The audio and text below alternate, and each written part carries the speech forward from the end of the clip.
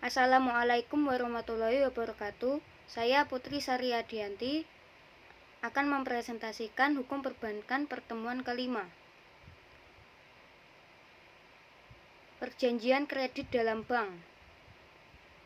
A. Pengertian dari perjanjian.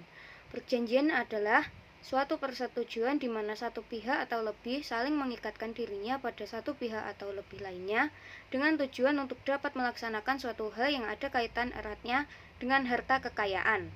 B. Syarat-syarat sah suatu perjanjian. Yang pertama, kesepakatan masing-masing pihak yang ada di dalam perjanjian. Yang kedua, kecakapan hukum. Yang ketiga, adanya objek. Yang keempat, perjanjian dibuat dengan tidak bertentangan dengan undang-undang. C. Pengertian perjanjian kredit. Perjanjian kredit adalah perjanjian yang terjadi antara debitur dengan kreditor yang melahirkan utang piutang, di mana debitur berkewajiban untuk memberikan prestasi atau melunasi utangnya kepada kreditur dengan syarat yang telah disepakati bersama. D. Pengertian dari kredit.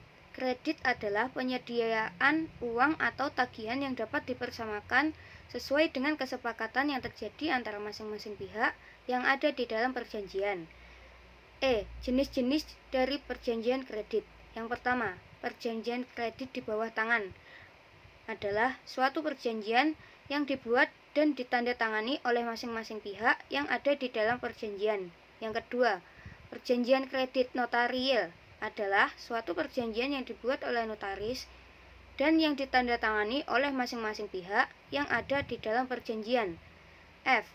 Jenis-jenis perjanjian kredit di bawah tangan. Yang pertama, perjanjian kredit di bawah tangan atau PKDBT biasa.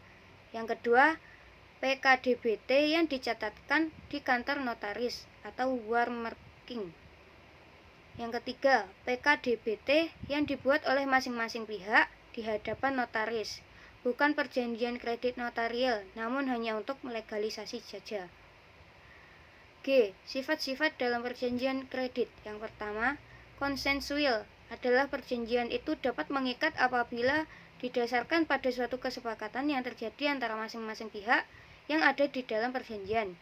Yang kedua, real adalah perjanjian itu dapat mengikat tidak hanya didasarkan pada suatu kesepakatan yang terjadi antara masing-masing pihak yang ada di dalam perjanjian saja, melainkan juga harus ada penyerahan objek atau benda yang dikehendaki oleh masing-masing pihak yang ada di dalam suatu perjanjian. Yang ketiga, formal adalah perjanjian itu dapat mengikat apabila telah memenuhi syarat-syarat sah yang ada di dalam pasal 1320 BW.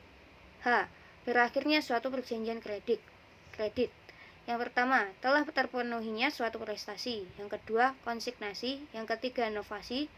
Yang keempat, kompensasi. Yang kelima, konfusio. Yang keenam, musnahnya barang. Yang ketujuh, pembatalan. Yang kedelapan, daluarsa. Sekian dari presentasi saya. Ada kurang lebihnya mohon maaf. Wassalamualaikum warahmatullahi wabarakatuh.